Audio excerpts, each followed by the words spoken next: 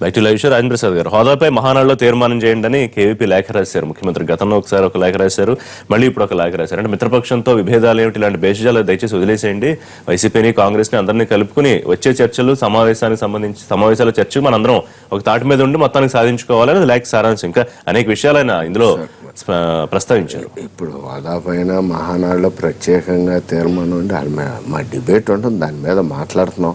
Already మాట్లాడుతున్నాం. చంద్రబాబు నాయుడు గారు అనేక లేఖలు రాశారు కేంద్రానికి, ప్రధానమంత్రి గారికి ఇచ్చిన లేఖల్లో ఫస్ట్ డిమాండే అది.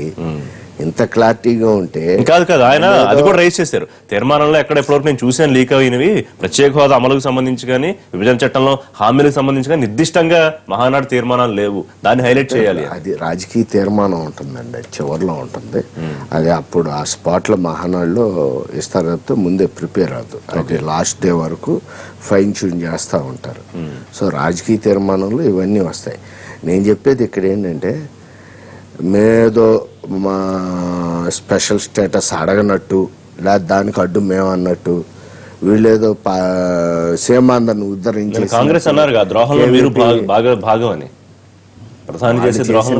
వాళ్ళు చేసిన హత్య ఇది. ఈ రాష్ట్రాన్ని విడదీసి కాంగ్రెస్ పార్టీ ఆ రోజున వీళ్ళు కేంద్ర మంత్రులు పురంధరేశ్వర్ గారు వీళ్ళందరూ శిక్ష వేసినంత మాత్రాన్ని పునీతుడైపోతారా? ఇదేదో మనం పాపాలు చేసి కాశీలో మునిగితే పోయిందంట పాపం, అట్టా ఉంది.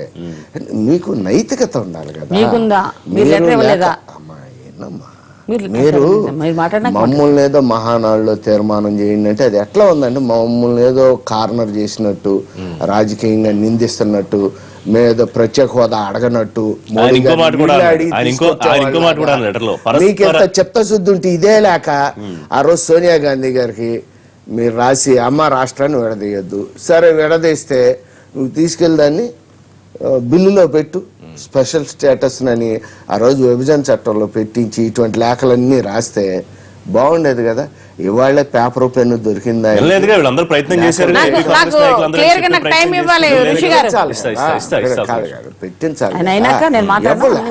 కేవీపీ గారు ఏదో కాగితం పట్టుకుని నిలబడ్డాడు ఆయన 4 రోజులు.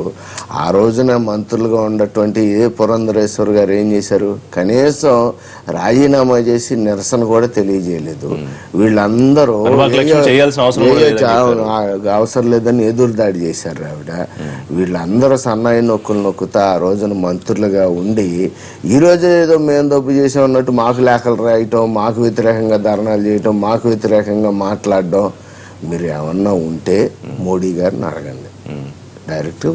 ఇది మేము అడుగుతున్నాం స్పెషల్ స్టేటస్ ని, చిత్తశుద్ధితో ఉన్నాం, గట్టిగా అడుగుతున్నాం, ఇంకా భవిష్యత్తులో ఇంకా గట్టిగా అడుగుతాం. దానికి కట్టుబడి ఉంది తెలుగుదేశం పార్టీ ప్రభుత్వం. అది ఇచ్చేది అది స్పెషల్ స్టేటస్ మోడీ గారు ఇచ్చేది. మీరు వెళ్ళండి మోడీ గారి దగ్గరికి వెళ్ళండి, మాట్లాడండి మోడీ గారి దగ్గర. అదే తీర్మానం చేస్తున్నారా లేదా దాని మీద నిర్దిష్ట 2 రకాల తీర్మానాలు ఉంటాయి. రవి గారు, నాకు డౌట్. తీర్మానం అనేది పగడ్బందీగా పక్కాగా ఇదిగో ఇలా జరగకపోతే ఇలా చేస్తాం అనేది ఒక విధం అయితే, ఇలా చేస్తే మీరు బాగుంటుందని చెప్పేది ఒక విధం. సో ఆ 2 రకాల్లో ఏ రకమైన తీర్మానం ఉన్నారు? మా పాలిట్ బ్యూరో, మా మేధావులు అందరూ ఆలోచిస్తున్నారు. డెఫినెట్ గా స్పెషల్ స్టేటస్ పైన ఉంటుంది, మాట్లాడుతాం. అందుట్లో ఎటువంటి భయపడేది లేదు, దానికి వెనకం చేసేది లేదు. వీళ్ళేదో ఇటువంటి లేఖలన్నీ రాసి ఊరిని మీడియా కన్జంప్షన్ కోసం ఈ రోజున వచ్చి ఏదో మేము చేయనట్టు మా మీద బురద జల్లాలని చూస్తే అది ప్రజలే నమ్మరు. కానీ ఎక్కడ విమర్శలు చేయలేదులేండి, అంతా చాలా సూతింగ్ మేనర్ లోనే వెళ్ళింది లెటర్. చూసాం ఉంది. మీరు లాస్ట్ పేజీలో చూడండి. మా ప్రధానమంత్రి గారు 5 ఏళ్ళు అన్నారు, వెంకయ్య నాయుడు గారు 10 ఏళ్ళు అన్నారు, మీరు 15 ఏళ్ళు అన్నారు. ఇప్పుడు మేదో మర్చిపోయినట్టు ఆయన గుర్తు చేయని అవసరంలా. ఇప్పటికి 33 సార్లు ఢిల్లీ వెళ్ళినప్పుడల్లా ఫస్ట్ డిమాండ్ కింద పెట్టుకుని మోడీ గారితో మాట్లాడడం. పరస్పర నేను క్వశ్చన్ తో స్టార్ట్ చేస్తాను. పరస్పర దూషణ విరమణ ఒప్పందం చేసుకోవాలని ఆయన ఒక పెద్ద మనిషిలాగా లెటర్ లో చెప్పారు. కానీ మీరు దూషిస్తూనే ఉన్నారు కదా, మరి ముందు మీరు ఫాలో అవుతూ దాన్ని రేస్ చేస్తే బాగుండేది. డే 1 నుంచి అండి ఆయన ఎంత, నేను మొత్తం కేవీపీ గారి లెటర్ అంతా చదివాను A to Z. ఎంత చక్కగా విమర్శన అంటే విమర్శ చేయట్లేదు, బేషిజాలు పోకన మనం అందరం కలిసి రాజకీయాల్లో పార్టీలు కలిసి ఒకసారి కలుస్తాము లైక్ మైండెడ్, ఒకసారి కలం ఒకటే. ఒకసారి మీరు కమ్యూనిస్టులతో పెట్టుకున్నారు, ఒకసారి TRS తో పెట్టుకున్నారు, పెట్టుకున్నారు, ఒకసారి బీజేపీతో పెట్టుకున్నారు. అలాగే మేము వెస్ట్ బెంగాల్లో పెట్టుకున్నాం. మాదేమి మేము పక్కన పడలేదు. మేము కూడా వెస్ట్ బెంగాల్ ఇప్పుడు పెట్టుకున్నాం. కేరళలో వెస్ట్ బెంగాల్తో పోరాడుతున్నాం, వెస్ట్ బెంగాల్లో కలిసాం, కేరళలో పోరాడుతున్నాం అని చెప్పినాం. మన ఇంట్రెస్ట్ మెయిన్ అది. మీరు సహకరించండి, తీర్మానం చేయండి. వాళ్ళు వాగ్దానాలు విస్మరించారు, మేము మీకు సహకరిస్తాము. నేను ఎట్లయితే ప్రవేశ బిల్లు పెట్టామో వర్షాకాలంలో ఆ బిల్లుకి మీరు అందరూ సహకరించండి. పార్లమెంట్ లో కూడా మీకు పెద్ద ఎత్తున లోక్సభ మెంబర్స్ ఉన్నారు కాబట్టి లోక్సభలో కూడా దీన్ని రైజ్ చేయించండి, దానికి మేము ఉంటాము. ఇది మన హక్కు.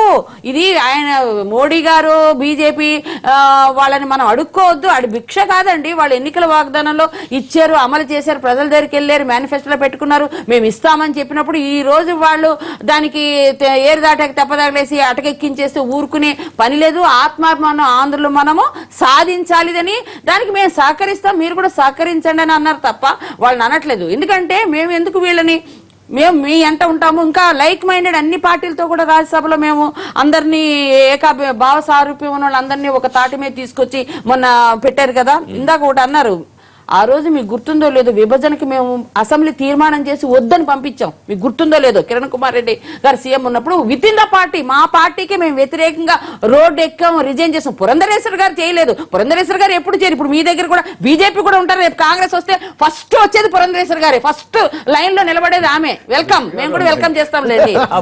ఫస్ట్ వస్తుంది ఆమె, ఫస్ట్ వచ్చేది ఆమె. కాబట్టి ఆమె చేయలేదంటే ఆమె చెప్పకండి. ఆమె వాళ్ళు గత చరిత్ర చూస్తే ఎన్ని పార్టీలు మారారో చంద్రబాబు నేను ఇందాక అన్నారు కాబట్టి నేను అనేది అధికారం అనేది. నిన్ను పొగళ్ళ సోనియా గాంధీ గారు, సురేష్ రెడ్డి గారు సురేష్ రెడ్డి గారు అదే కదా మా దౌర్భాగ్యం. అదే కానీ ఉదయండి నేను చెప్పేది వాళ్ళ స్టాండర్డ్ గా ఐఎస్ఏ మార్క్, పురంధరేశ్వర మాటలు ఐఎస్ఏ మార్క్ తీసుకునే అవసరం లేదండి వాళ్ళు. నేనేంటంటే మా మాట ఐఎస్ఐ, మా కేవీపీ గారిది ఐఎస్ఐ తీసుకోవాలి. ఎందుకంటే మేము నిలబడ్డాం, ఆ రోజు కూడా నిలబడ్డాడు ఆయన, కట్టిపడ్డాడు. మేము చాలా మంది కాంగ్రెస్ వాళ్ళు పట్టాం, కమిటెడ్ కాంగ్రెస్ వాళ్ళు పట్టుబట్టాం. అదే మాటతో కేవీపీ గారు అంత దృఢంగా మేము మిమ్మల్ని రిక్వెస్ట్ చేస్తున్నాం, మీకు మేము సపోర్ట్ గా ఉంటాము, మీరు మేము లేదనుకోకండి. మాకు పార్లమెంట్ లో 44 సీట్లు. పరస్పర దోషణ విరమణ అనేది ఇక్కడ సాధ్యమయ్యే అవసరం కాదని నా ప్రగాఢమైన విశ్వాసం. మేము రెడీ ఉన్నామంటే మా సహకారం తీసుకుంటే మేము రెడీ ఉన్నాము, మనం సాధిద్దాము.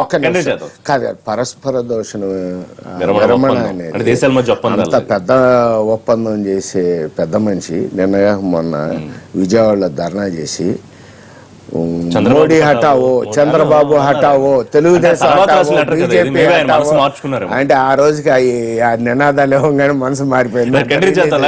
చిన్న బ్రేక్ తీసుకుందాం. బ్రేక్ తర్వాత సురేష్ రెడ్డి గారు మీతో మాట్లాడతారు. చిన్న బ్రేక్.